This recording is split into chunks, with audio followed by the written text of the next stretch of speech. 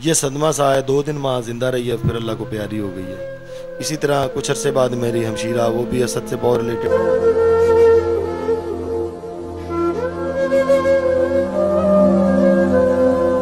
Otherwise लोगों को किसी को ये इल्म नहीं है कि असद अब्बास को मेजर बीमारी में मुब्तला रहे हैं, या को बहुत बड़ी इनका ट्रांसप्लांट हुआ है, या मैंने डोनेशन की।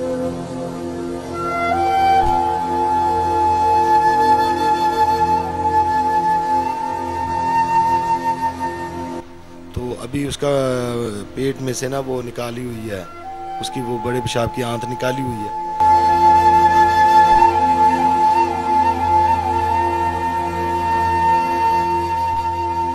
डॉक्टर्स ने कहा इसका डायलिसिस करवाएं, डायलिसिस के फ़ौरन बाद अब इसका ट्रांसप्लांट का करें।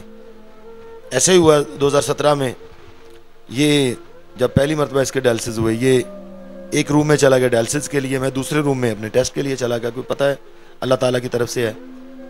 तो शुक्र अल्हम्दुलिल्लाह, मैं अल्लाह से यही दुआ करता हूँ तो कि मेरे बारे ला तो इस अजीम कुर्बानी को मेरे लिए अपनी बारगाह में शर्फ कबूल फरमाना, और ये सआदत मुझे ही बख्शना, क्योंकि मैंने असद अब्बास के लिए भाई होने के नाते नहीं किया, एक बेटा होने के नाते, क्योंकि मेरी औलाद की तरह था, सबसे छोटा था फैमिलीज़ में, प्यार में वो ऐसे ही था कि जैसे मेरी औलाद की तरह है। अभी भी मेरे जब वो उसकी डेड बॉडी आई थी, मैं अपने आप में नहीं था, हमारे हमसाए लोगों ने कोई वीडियोस बना के कुछ चैनल्स पे शेयर की हैं, लोग उसको देख रहे हैं।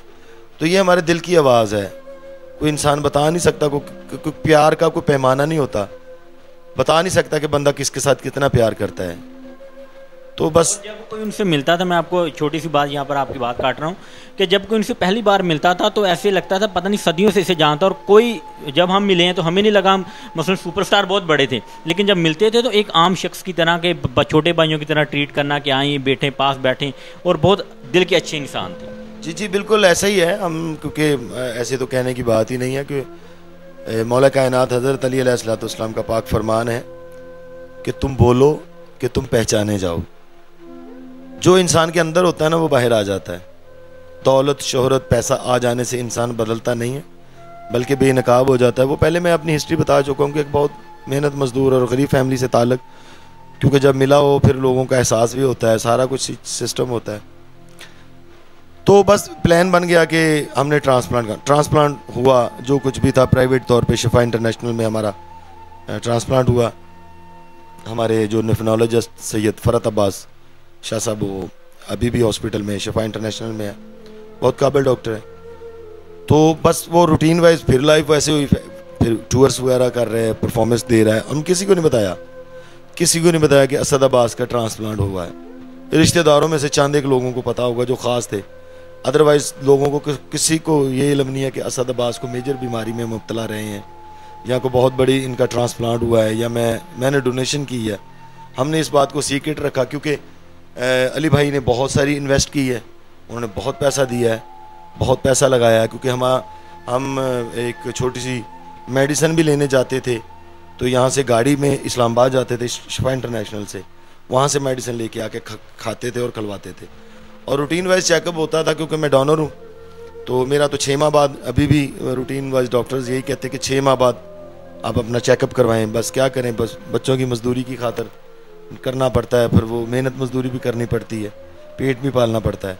और जो पेशेंट होते हैं या जिसको लगा होता है, वो 3 माह ये लाजमी है, ये कि जो जिनका ट्रांसप्लांट हुआ हो ना, ये लाजमी है कि वो 3 माह बाद वो अपने डॉक्टर से रजू करे। वो उनके टेस्ट होंगे कि क्या किडनी सही तरह काम कर रही है, या खुदा ना खास्ता इसमें कोई मेडिसिन का कमी बेशी तो नहीं करनी। और डोनर के लिए भी ऐसे ही एहतियाती तदाबीरें होती हैं कि 6 माह बाद अपने बॉडी टेस्ट करवाएं, क्योंकि वो तो अल्लाह की तरफ से हुआ है। ये डॉक्टर्स खुद कहते हैं कि ये हमने आपको किया है। तो ऐसे ही रूटीन वाइज था, तकरीबन 3-4 साल वो किडनी चली है। उसके बाद जब दोबारा हम टेस्ट के लिए गए हैं, मतलब रूटीन वाइज, असल में बीच कोरोना आ गया, जिसकी वजह से थोड़ा सा ब्रेक हो गया था कि घर से बाहर निकला, आपको पता ही है, वो कोविड हो गया था, हर चीज़ पैक हो चुकी थी, इंसानी ज़िंदगी मफलूज हो गई थी। हम दोबारा टेस्ट के लिए गए हैं, मैंने भी अपना टेस्ट करवाया, बस अल्लाह के करम से शुक्र अल्हम्दुलिल्लाह। तो असद ने जब अपना टेस्ट करवाया तो डॉक्टर्स ने हमें अच्छी रिपोर्ट नहीं दी।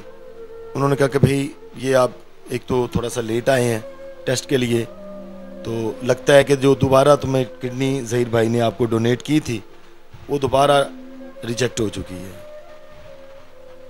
तो इसी सदमे को लेके वालदा को जब कॉल घर आई, वालदा को बताया, वालदा बेहोश हो गई, रोने लगी, घर में कोहराम बरपा हो गया।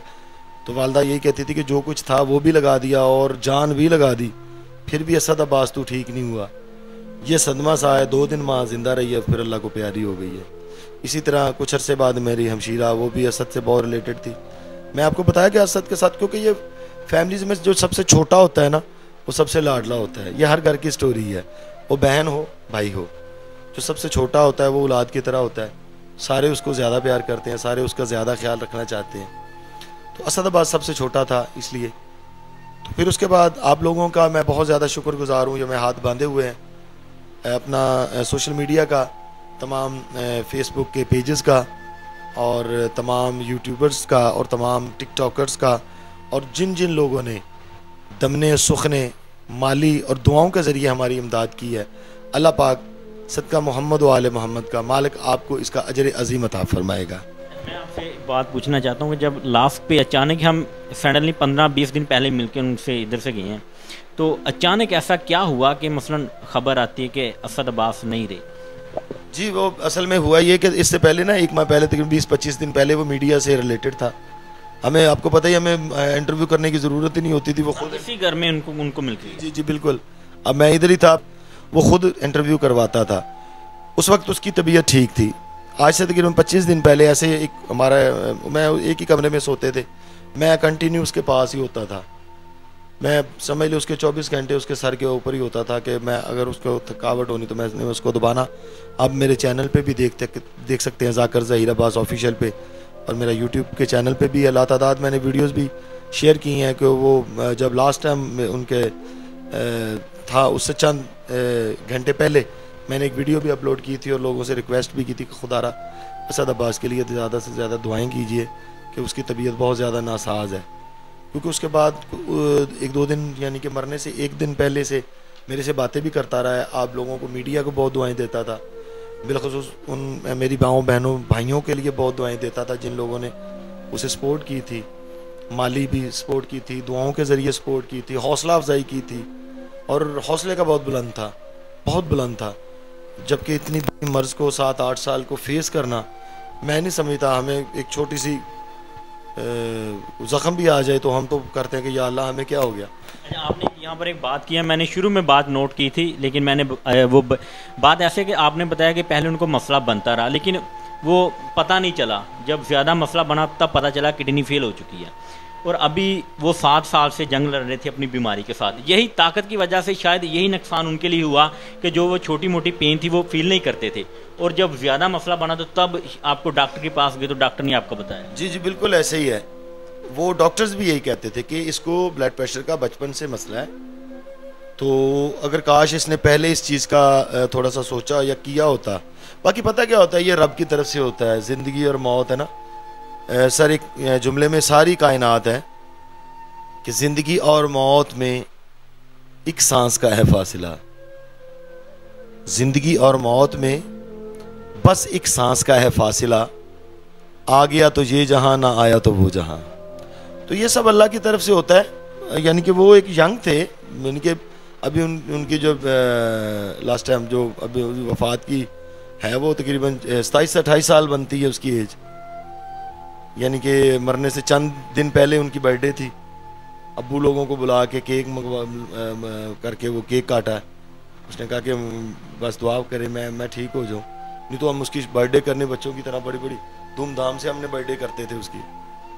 तो बस ये अल्लाह की तरफ से होता है कि इंसान के बस में कुछ भी नहीं है। बस यही मैं कहना चाहता हूँ आप लोगों के, मीडिया के रेफरेंस आपके तवस्सुल से, कि खुदारा अपने इर्द गिर्द अपने बहन भाइयों का ख्याल रखें, अपने माँ बाप का ख्याल रखें, अपने दोस्तों का ख्याल रखें। हो सकता है कि आपकी थोड़ी सी इमदाद किसी की ज़िंदगी बचा लें। अच्छा, मैं आपसे ये लास्ट पे क्वेश्चन पूछना चाहता हूँ कि असद अब्बास अपने बेटे का बार बार जिक्र करता रहा, जो उनका 2 साल का बेटा है, काफ़ी ज़्यादा मसला है उनको भी, तो अब उनकी कंडीशन कैसी है, उनका ट्रीटमेंट कैसे हो रहा है? जी बिल्कुल, वो असद अब्बास का जो छोटा बेटा माशाल्लाह बड़ा अशल अब्बास है, अल्लाह पाक उसको सलामत रखे, वो मेरे लिए असद अब्बास ही है।